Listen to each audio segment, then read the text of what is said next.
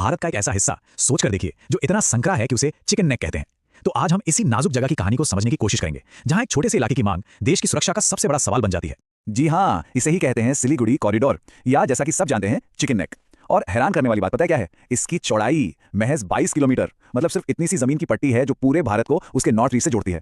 तो सवाल ये उठता है कि अगर ये पतली सी लाइफलाइन, ये जीवन रेखा कट जाए तो यही वो सवाल है जो भारत के स्ट्रेटेजिक थिंकर्स को आप कह सकते हैं रात में सोने नहीं देता। तो चलिए सबसे पहले यही समझते हैं, आखिर ये इलाका इतना ज्यादा अहम है क्यों इसे इंडिया का एक स्ट्रेटेजिक चोक पॉइंट माना जाता है। देखिए, ये सिर्फ जमीन का एक टुकड़ा नहीं है, ये हमारे नॉर्थ ईस्ट के 8 राज्यों की आप कह लीजिए लाइफलाइन है। हमारी आर्मी की गाड़ियां हों या फिर रोजमर्रा के इस्तेमाल का सामान, सब कुछ इसी एक पतले से रास्ते से गुजरता है। और जानते हैं चिंता और कब बढ़ जाती है? जब नक्शे पर देखते हैं कि चीन का बॉर्डर यहां से कितना पास है। ठीक है, तो ये तो हुई नेशनल सिक्योरिटी की बड़ी पिक्चर। अब यहां से थोड़ा हटकर एक लोकल कहानी पर आते हैं। एक ऐसी मांग जो पहली नजर में आपको शायद बिल्कुल अलग लगेगी, ये है सीमांचल की मांग। तो सवाल ये सीमांचल है क्या? ये बिहार के उत्तर पूर्वी हिस्से का वो इलाका है जिसमें किशनगंज, अररिया, पूर्णिया और कटिहार जैसे जिले आते हैं। और इसकी लोकेशन ही इसे बहुत खास बना देती है। एक तरफ नेपाल है तो दूसरी तरफ बांग्लादेश का बॉर्डर। और यहीं से एक बड़ी मांग उठती है। सालों से यहाँ के लोकल लीडर्स और लोग ये आवाज उठा रहे हैं कि भाई सीमांचल को बिहार से अलग किया जाए और इसे या तो एक नया राज्य बना दिया जाए या फिर एक यूनियन टेरिटरी।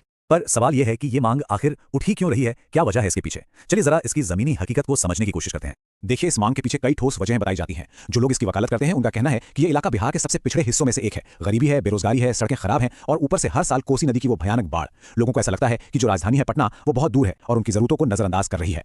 और इसी उम्मीद को ये एक लाइन पूरी तरह बयां कर देती है। लोगों का ये मानना है कि अगर सीमांचल एक अलग राज्य बन गया तो सरकार का पूरा फोकस सिर्फ इसी रीजन पर होगा और फिर डेवलपमेंट भी तेजी से होगा।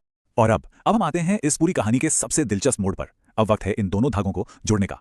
एक तरफ सीमांचल की लोकल मांग और दूसरी तरफ सिलीगुड़ी कॉरिडोर की नेशनल सिक्योरिटी। यहीं पर ये दोनों कहानियां आकर एक हो जाती हैं। जो स्ट्रेटेजिक तर्क दिया जाता है वो ये है कि अगर सीमांचल को बिहार से अलग करके एक यूनियन टेरिटरी यानी केंद्र शासित प्रदेश बना दिया जाए तो ये चिकन नेक को सिक्योर करने के लिए एक मास्टर स्ट्रोक साबित हो सकता है। लेकिन सवाल है कैसे?